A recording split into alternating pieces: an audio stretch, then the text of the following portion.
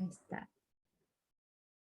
Hi everyone, welcome to our Monday Mingle session. So it's nice to see everyone again. So today we are talking about this topic of mental health. So in the context of our own mental health and also our colleagues or employees' mental health. Yeah, so we're going to talk about, some of the things that we have done, whether it's best practices or it could be tools, software, apps that could be helpful. Yeah, so feel free to share. So I'm going to call on Iman first. Iman, you have been running Bruno Money, which is something like a buy now, pay later, right, for B2B companies. So excited to hear, what are some things that you have done or you observed that could be useful for the others to get to know. Well, in terms of mental health, we just discussed a little about the team mental health and personal mental health. I don't know if anyone can relate, but as a startup founder, for example, there are always like ups and downs in terms of how you feel yourself mentally. Like one day you're on top of the world, the next day you feel like you don't know what you're doing. Like if you should have been running this company all along, and all these thoughts running on your head. And same with your team, because the way you feel affects your team. And just again, considering all the COVID and all the restrictions in terms of that we can't be in the same room all the time. We have to a lot of us work remote. So what really helped us is just always try to focus on the progress in terms of feeling fulfillment in terms of what we're doing. Does it make sense, personally and professionally? Because again, if we the times that I feel up, personally, enjoy working, etc., is when I feel that we're making progress in terms of the product, the project, etc. And I would assume the same is for the team. If the team employees, they feel that they're also growing personally, if they're not stagnating at the workplace, again, if they feel the fulfillment of growth, I think that really helps to just not spiral into the downfall of all of the negativity. So we all the time during our meetings, we try to always focus what are the growth points are, and if we're stagnating or not, and just try to work around that. Okay, thanks for sharing. I think this is what Wen, who is managing the other breakout room, shared, making sure that you are flourishing. And then I think to you flourishing, one thing that's obvious would be that they are making progress at work, right? They are moving along. And do you think that, either you or other people can share, it's important for maybe manager having that conversation regularly with each of the employees, to kind of gauge where they are in terms of whether they are progressing or whether, how, to kind of get a sense of how they are feeling? Yeah, we try to talk not only about the professional progress, but the personal progress as well. Because when we hire people, we try to make the statement and try to stick by it. Is that when employees come to our to join our team, they should leave a better professional, a better person. So when we do bi-weekly stand-ups, every 2 weeks, people have to share what they did professionally and what they did personally, and we just try to push everyone just to kind of read books or share thoughts on the movies they watched, or TV series, or the family, or their hobbies, with the professional stuff. So we don't do it weekly. We try to do it bi-weekly. Yeah, so that's what we're trying to do. Elise, you were saying about a website that your company uses. Would you like to share? Well, actually, I was loving what Iman was talking about, because that our product has a methodology we call grow in the flow. So it's about teaching and guiding. The technology guides people to design experiences that help them deliver results, but then at the same time, it helps trigger their development, and it pulls people in to give them feedback and to support them. And so I was loving the examples that Iman was giving, and I was reflecting on us doing that within our organization, that we really, we dog food our own product a lot, because in a startup, you're changing so quickly and you're hiring and you're growing. And if your people aren't growing faster than the pace of business growth, then they're obsolete within 3 to 6 months. So I think this is for us, this is really important. But the other thing that I think is quite relevant is a product we use called Monday.com, which I love. I wish I had invested in it. And one of the things that I love is in Monday.com, we have an OKR board.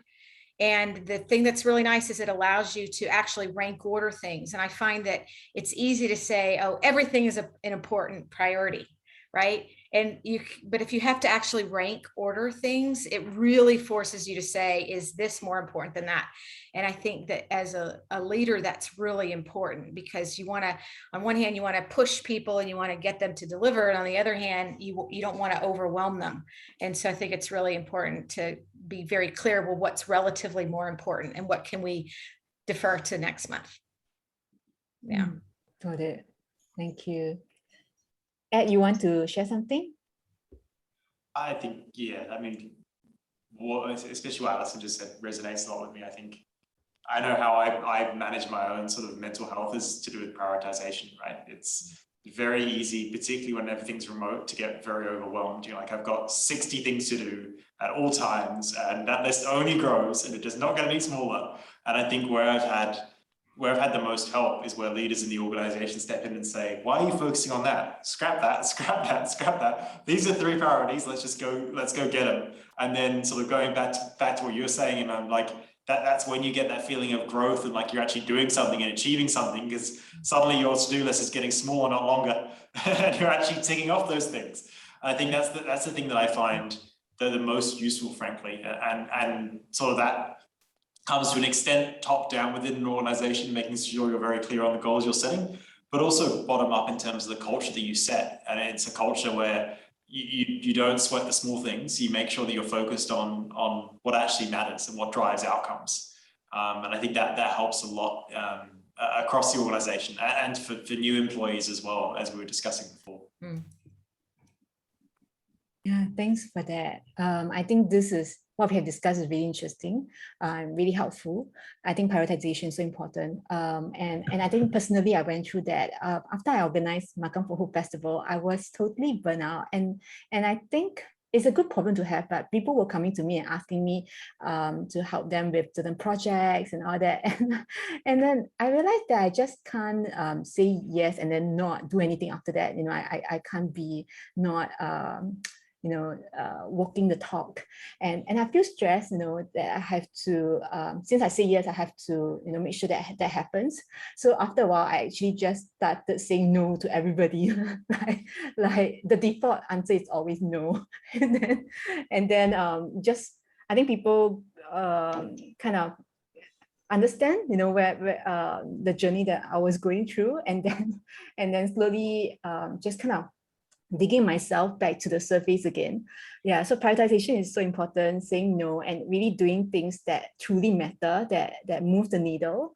Yeah, all this I agree. Yeah. There's a really good, I think it's a TED talk called The Power of No. I watched him. I was like, this is, and it goes through like why people always say yes, and it's like social obligation, and also mixed with like your own like willingness to help people out and support. And I was like watching it, just being like, oh my god, they're just explaining what I do, and then like you say yes, and then you're like, oh no, now I've got to execute on this, and now I've got so many things to do, and you're better off just like saying no early on and giving a clear reason as to why, and recommending someone else to do it who might be better place to do it. And like this, like the power of no is very, very strong, is the TLDR there. It's like, yeah, something I'm only learning recently. Since you talk about a book, I'm going to share the Start With Why. This book. Oh, that's great. Yeah. Yeah, so don't say yes first, ask why, and really find out like why it is important and why. And I think you mentioned like, why am I the best person, right, to be doing it? Yeah. And then when you say no to something that is not as relevant, you're saying yes to something that is really good and useful. Absolutely. Yeah. So Phoebe, you haven't said anything, so I just want to invite you to either share best practices, observations, anything that could be relevant and helpful to us? I think actually mine would be more of a question, because earlier with the point you mentioned about maintaining motivation, I think it's something that has been quite affected for when it comes to remote working. I think for some people who maybe work better when in face-to-face settings, remote working can feel like you're just working on a project all by yourself, especially when your team is already so small and what you're facing is so large and complex. So for me, even like going into the office really helped. Even when there's no one there, just having that separate space from the home. And I'm not sure if this is something that you guys also struggle with, just because when you work from home, the delineation between personal and work is so blurred, and then it makes it a bit difficult sometimes to focus on the professional aspect. Agree so much. Strong agree. And yeah, especially if so I don't know how you guys overcome that barrier, I guess. Yeah. And if you don't actually physically be in somewhere where everyone is working as well. Yeah, so that's one. Yeah, that's the main thing actually. Yeah, that's the main thing that I wanted to ask you guys.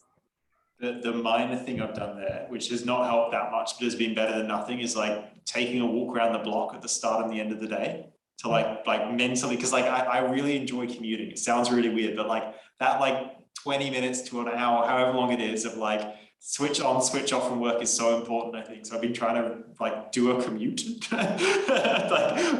from my house and back to my house in the morning and same in the evening. And like it hasn't been perfect, but it's been a lot better than doing nothing. Because otherwise I wake up, I open my laptop, I'm on a Zoom call, and then I just carry on for the day. And I find that really hard.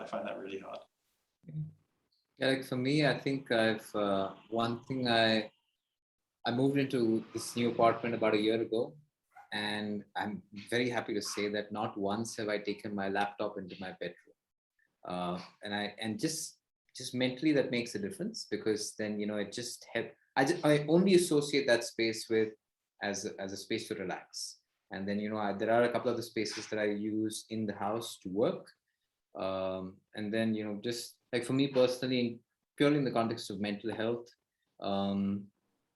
it makes a big difference if I meditate in the morning, if I get a workout, and there's a huge, at least my energy that I have is a little bit better. And the third thing that I try and do, I have to admit I don't do a very good job of, is just watching the kind of stuff that I eat. Because, like for example, and it's a fact that 95% of the serotonin in your body is first triggered from your gut. But then fundamentally it comes down to what you eat. So the moment you're going to eat a lot of bread and a lot of sweet, which Indian food is full of, we've all had that. I try and be conscious of that, but it does make a difference. In the moment I eat a few of that and less meat, etc., my energy is a little bit better. And to your point, Ed, I also love being around people. It makes such a big difference. So walking my dogs twice a day. So small things, even if at least in doing these things in terms of a regular cadence or regular habit, it just ensures it reduces the likelihood that I might, feel lower or feel off. That's some of the things that I do. There's on the small things topic, I can't remember the name of the book off the top of my head, but it's all about setting up triggers. And the name of the book is something very similar to the word trigger, but I can't remember what it is. But it says in there, it's all around like, how do you set up a habit? And there's always this goal to be like, I'm going to go from 0 to hero. Like, I'm going to run a marathon tomorrow. And it's like, no, stop thinking like that. That's the wrong way to do it. Like, just tomorrow, like get changed into gym clothes. And then the day after that, get changed into gym clothes and leave your house for 5 minutes. And it's like, you have to like starting small is really, really good. Like, you don't need to go from 0 to hero. Like, even the tiny little things you can do make a massive difference. No, I completely agree. I remember, and just to, sorry, Alex, I'll add one point and over to you, but I remember someone was talking about one of these fitness coaches, right? And he was saying, you know what, you want to start a workout in the morning, just make sure you have your shoes outside your cupboard and put your socks in there. So at least you wake up and you'll see that, so small things. I think that's called a 2-minute routine or something like that. It was 2 minutes to change your life. I think there are many names to it actually, right? So, but I think I just want to, you guys got to understand. I mean, I've got kids. My kids are already a teenager. The world that I think some of us grew up in, the internet didn't exist, right? So from the world that internet didn't exist, where we were living in a community, very strong bonds, and right now to the point where, I mean, we don't have any. I mean, from last year, we didn't even have a physical office anymore. We gave up the office and everything's virtual right now. And partly is simply because we were able to do technology and all this. So one of those things that I think, two things are very important. That becomes very important. Yeah, one is I think routine. The ability to create a routine that is fixed, right? I mean, you wake up in the morning, you do something, and you end up the day, you got to do something, right? Closing the door means you're right. It's the same. I don't walk out of this room with my laptop. I don't work anywhere else in the room. I need to do this here. But I'm privileged, I guess, because I'm able to have a place of my man cave, right? To be able to do that. So the separation of work and just simply relaxation, I think, is very important. But the building of the routine becomes key. About waking up in the morning and going back to work. Going to work means you do something. So it's a state of mind, right? So that's one thing. Routine, being disciplined, is so important, right? And you're right about that. But the other thing that I feel that is even more important is the ability to adapt, right? Because right now I think Einstein's, or was it? No, I can't. Who said that? The ability to adapt is it's really about survival, right? So again, I think right now we are in a tech and all this, right? And I think we're still doing quite well. But internally, I think why we're able to do this quite well, even with the pandemic, is all this because we adapted. We have to recognize signs that is happening around the world, right? We have to recognize signs, which means you have to be aware of what is happening, and you also have to be self-aware as well of your capabilities, your abilities, and your weaknesses and strength and whatnot, right? And to adapt. So I think two words I think is really important especially in terms of even for mental health. I think it's really about this conversation here. It's really about routine, and the other part is the ability to adapt. Yeah, thanks for helping to summarize our conversation. So we talk about. I mean, we talk about routines, right? We talk about. I think we talk a lot about awareness. Maintenance, and also kind of having tools like gather.com to be able to engage each other. And then we talk about having conversations with each other to make sure that we are at least focusing on the progress that everyone is making. We talk about prioritizing so that we are not at, even if we don't talk about mental wellness, we at least are not overstretched when we are working on our own at home remotely. Yeah. And I was also talking about earlier, it's important to be aware of signs. Elise mentioned it as well. And also I understand that what could cause stress, besides work. Yeah. So I think knowing self and knowing how to gauge the stress level of your colleagues or your employees is super important. Anything else that we bring up and then you would like to emphasize before we end this? Can I just add one thing? I mean, as an employer, right? I would appreciate if my employees are honest to me. When I say honest, means really honest, right? Because again, you have to, honesty in itself is, I would even say it's relative, because across cultures and because you are because you're the boss and they don't tell you things and all these things, and I think even the very first time we invite them into the team, we always tell you, you got to be really honest with us, because we're not David Copperfield, we can't read minds, right? If we can, we would, but we the only way we can help anybody, I mean, it's the same with a family, right? Only if your family member is honest with you in how they feel and how the situation that they're in, then you can do something about it, right? You can do all, I mean, we talk about, it's great to have all these tools and all this, whatever not, right? But if you're not honest, all these tools won't help. And to be open as well. So And I think sometimes it's somewhat of a struggle, right? I must admit, somewhat of a struggle because of different cultural and all these things. Yeah, I find honesty. Yeah, I think just now we mentioned about psychological safety, for employees, and also and I think the challenge is also like when someone is new, how do you make them feel comfortable to share and all that? Yeah, so it's really important, honesty between employees or with your boss and all that. Yeah, and I think the other part that needs to be addressed as well is how do you provide that safety? Yeah, so I think this could be a topic that we can discuss next time. Sorry, and yeah, Elise, but I don't want to say, because if you are in a position of authority and somebody comes to you and they are honest, you cannot penalize honesty. Yeah. You just can't do that. I think but however, I think a lot of people do. Yeah, so you're not providing that psychological safety, right? So I think it's quite a lot to talk about. Yeah. Anyone has anything to share, before I actually bring the rest back into the main session? Is anybody using apps like Calm and Headspace? Intellect app as well. I invested in that, so I wanted to bring that up. Can you tell us more about it? Intellect's good. They built a beautiful product. Yeah, I think it would be great for companies to provide that, but I don't know at the startup level, is it something affordable, to provide it to all employees? Although, if you look at the cost over the long run, cost in terms of tangible and intangible costs, it might make sense. Yeah. Well, I think it's important to remember that 90% of all the changes that we try to make, we fail in making. So maybe what's really important is to make it just to have a really simple priority around like sharing or doing something.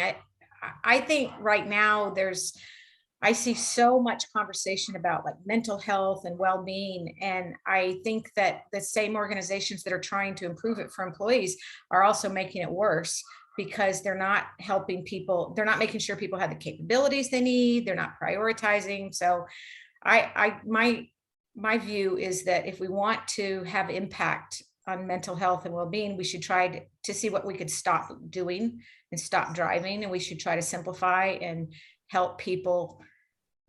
They might need technology, but probably they don't. Probably what they need is to be able to say no more and to create boundaries. And yeah, I think a lot of the conversations I hear almost blame the employee, like go fix yourself. But I think a lot of the problems of well-being are caused by us, the managers and people in the organization. So I feel like we really need to look inside and ask, are we behaving in a way that's helping or hindering people from being their best self? Yeah, I love that you share that. And this reminds me of a conversation I had with Gwen.